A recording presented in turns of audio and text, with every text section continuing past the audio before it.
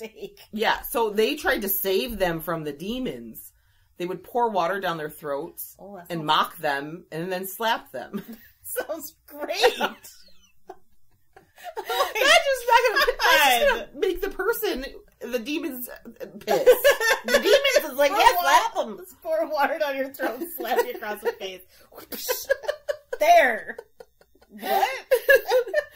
If that didn't work, they submerged them into a barrel of water and forced their fingers down their throat to expel demons.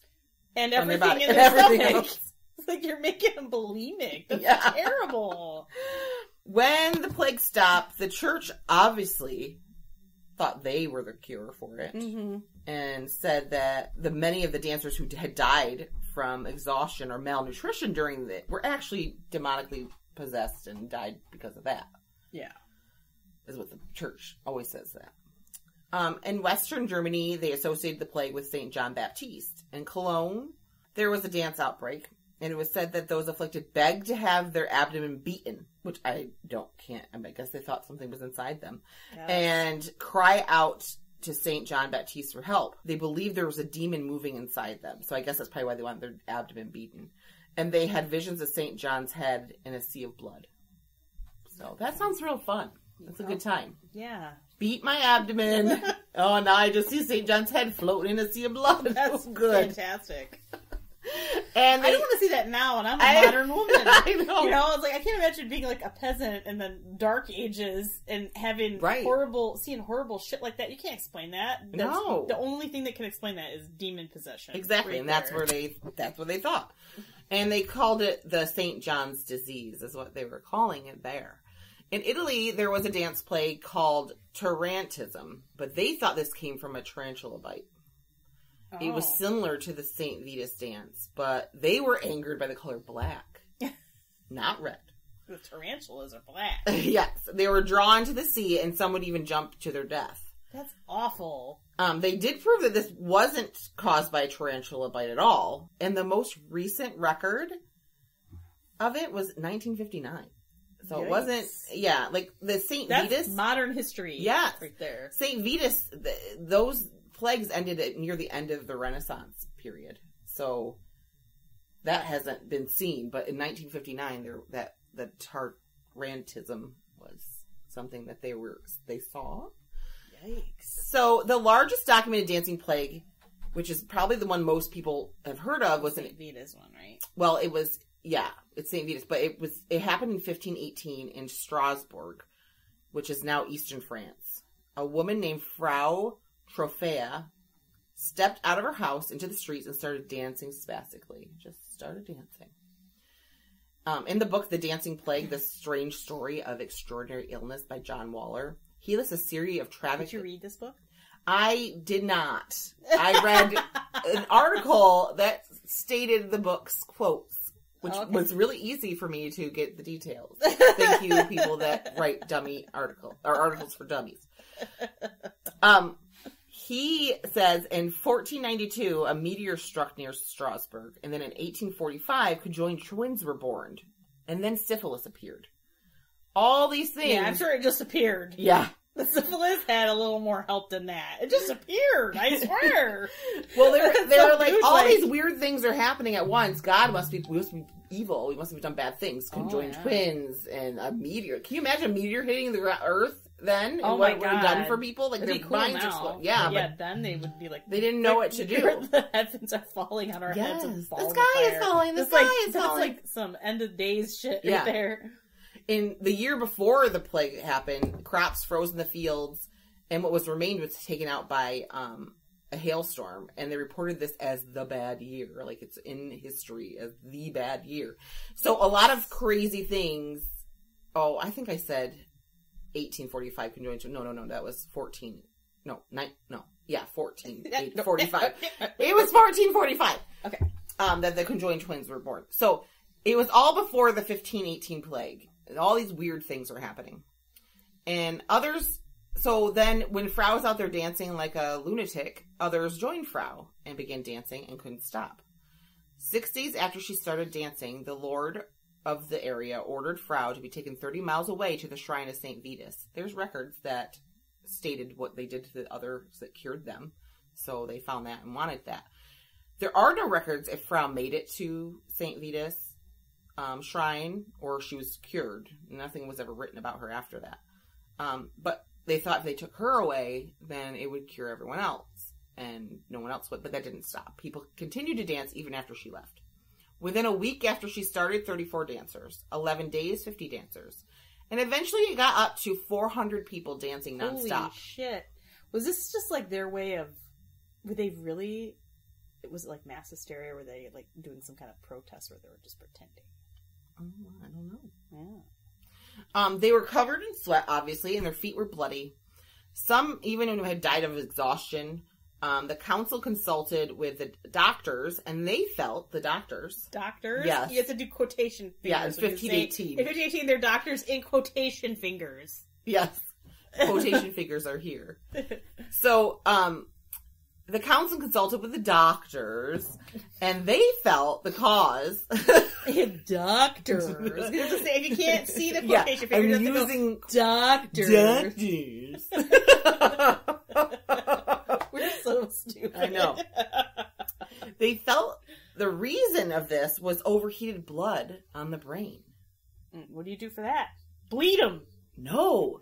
You encourage more dancing. Oh, Jesus. That's the only way to cure it, Margaret. So they cleared their open air market, used guild halls, and even made a stage near the horse fair. The horse fair was a thing. There's a place it's probably like the horse fair is probably like the horse market. Yeah, I'm thinking where they sell and trade and show and So they had all these spaces they cleared open for them to bring all these people, lead these people over and have them dance.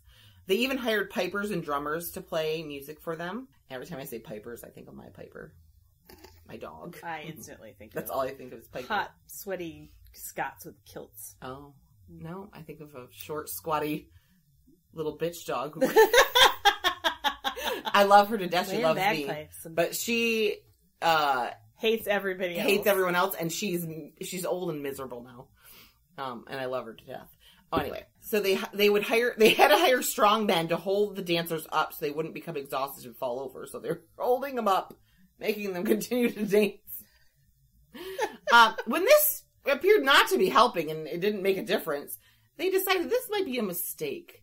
We have all these people out in the sun beating on them, dancing, and more people are perspiring and expiring. Yes.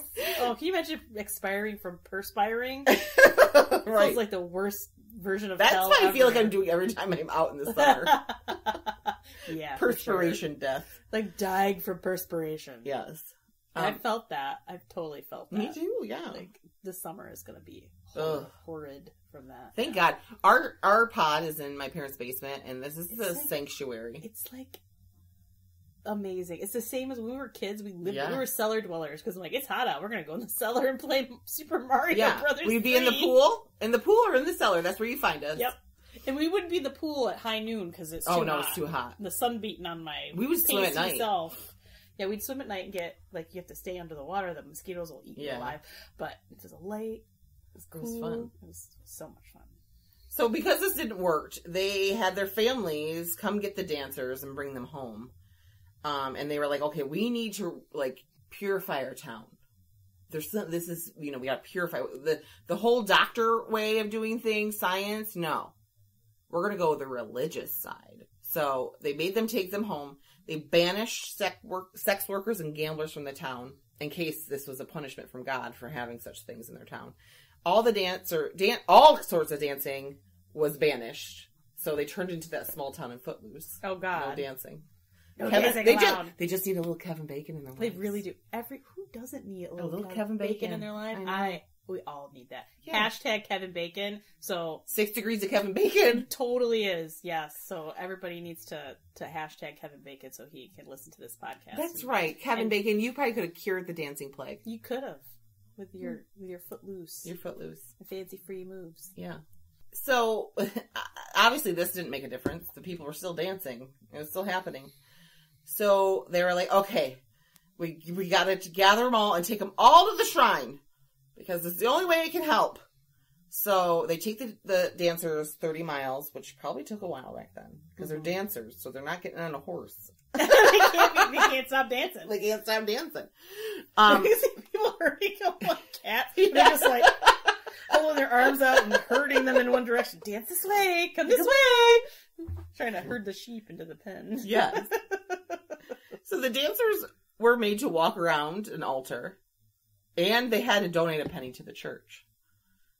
That was a lot of money. That was. They were given red shoes that were blessed with holy water and oil, which apparently this plague didn't enrage them. The red didn't enrage them. No. Were they pointy-toed shoes? It doesn't say. Well, they were red, so, Yes.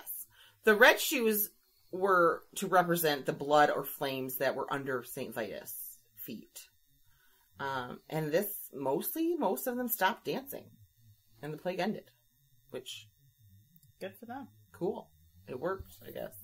Okay. And I couldn't find an exact number of people who died anywhere. So I have no numbers to give you for that. Right. A lot of times, this is like...